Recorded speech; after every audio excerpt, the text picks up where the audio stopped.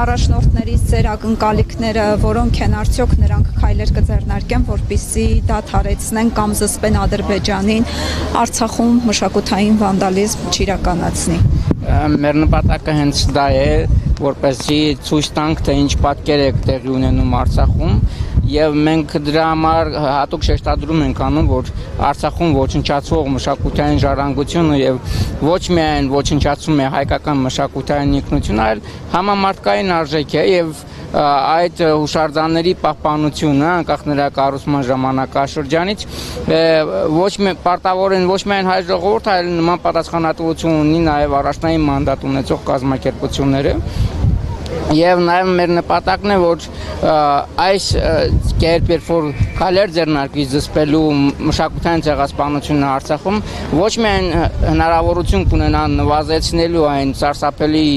մշակութային վանդալիզմը, որ տեղի է ունենում Արցախում, այլ նաև հնարավոր է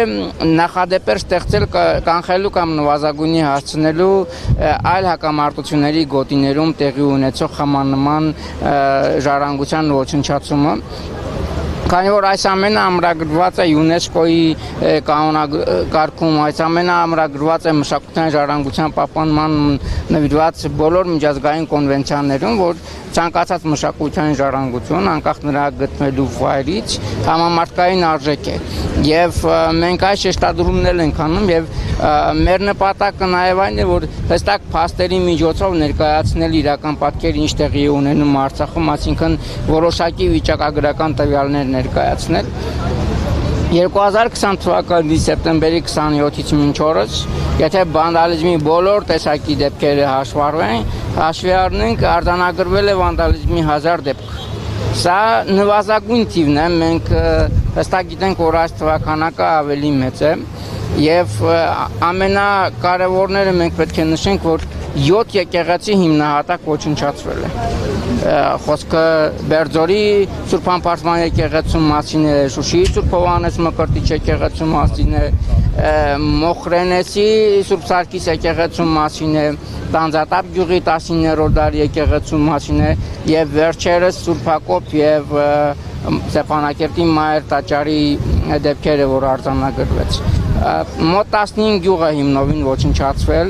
այդ գյուղերում կանգուն են մնացել շատ քիչ քանակությամբ մերձակայքում գտնող պատմաճարտարապետական հուշարձաններ։